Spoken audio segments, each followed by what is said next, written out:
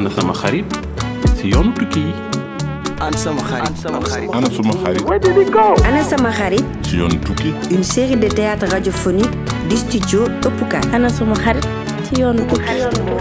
ana sama xarit. ci yoonu tukki. ana sama xarit ci yoonu tukki.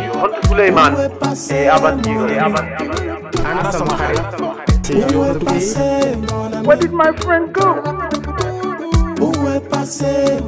ana sama xarit ci yoonu tukki. Épisode 4. Visa pour ñëpp. Ibou dem na ci rendez-vous bu mu war a def ngir am visa ci société VFS Global bi nekk ci yoonu Wakam.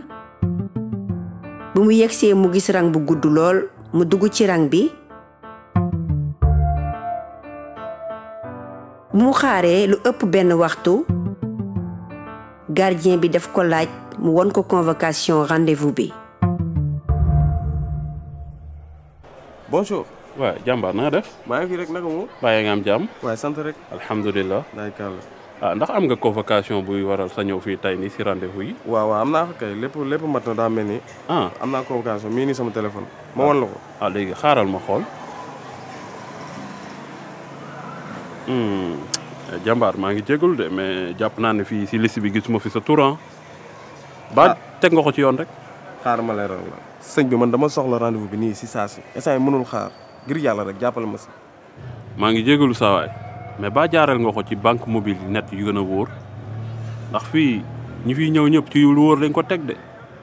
sëñ bi man maa ngi wër sama xarit Souleymane dafa réer boobu ba léegi ay jours si ginnaaw mi ngi nii ñu ngi koy wër gisuñu ko donc man démb def naa sama demande si net bi ba ñu accepté ma ba ma ñëw fii te nga maa bàyyi rek parce que dama war a dugg gisanteeg sa collègue yi ñu jox ma li may laaj.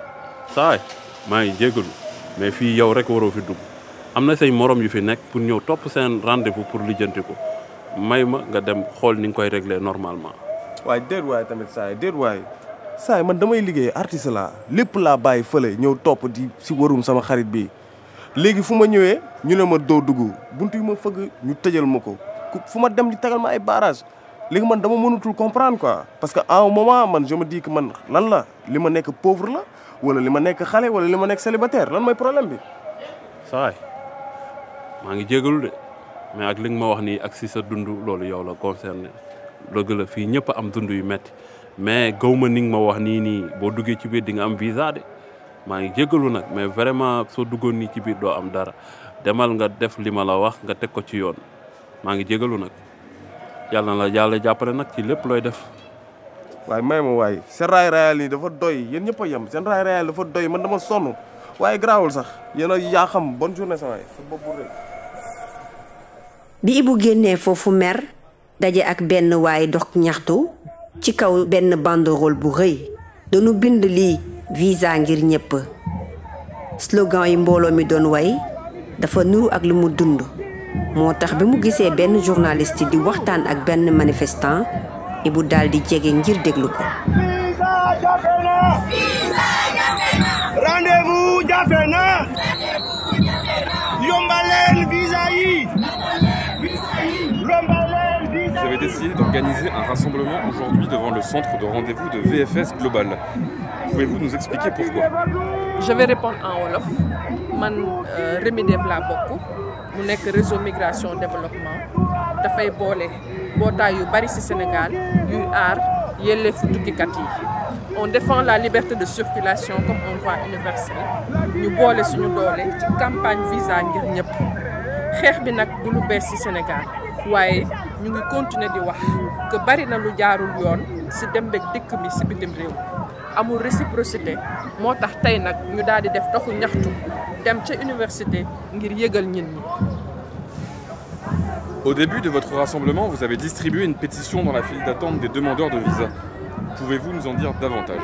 waaw bu yàggul dara yónnee nañu ab bataaxal ci ambassade yu Europe yi nekk fii ci Sénégal ak suñu nguuru réew jot na mbootaay yooyu jël seen wareef ci soppi doxalinu visa yi ci Sénégal dañu jàpp ne su dee ndaw yi dëkk Afrique dañu bëgg a dem Europe te amuñu visa li ko waral mooy charte visa yi dañu gën a tar ba noppi ñu tëj frontières yi xam ngeen léegi ni consulat yu Europe yi ci Sénégal dañuy dénk seen wareef public ci ay fournisseurs yu privé doxalinu visa yi dañu leerul gudd seer lool te amul recours ak remboursement su dee nanguñu ko waaye loolu ay xeetu police privée lañu yu dul wax seen tur frontière Europe yi ñu ngi koy génnee ci Afrique de l'Ouest police waa Frontex wala Espagne Guardia Civil nee nañ dañuy liggéey pour suñu kaaraange waaye ñu ngi ci dëkk bi di tere suñu tukki dañuy dépenser xaalis bu bari waaye amul njariñ migration dafa bokk ci histoire doomu aadama te dinaa ko wax ni dina continuer su nit ñi bëggee dem dinañ dem kenn du ko mën a tere.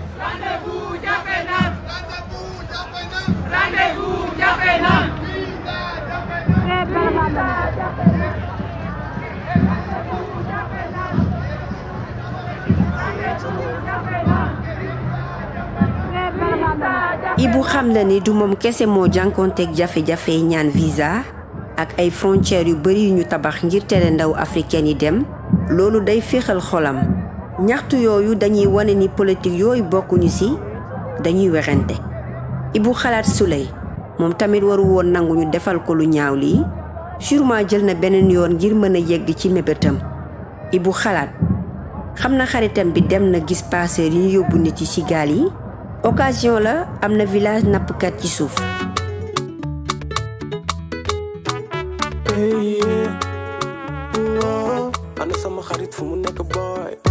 yéen a ngi doog a pare déglu Visa pour ñëpp épisode 4 de la série de théâtre radiophonique ana sama xarit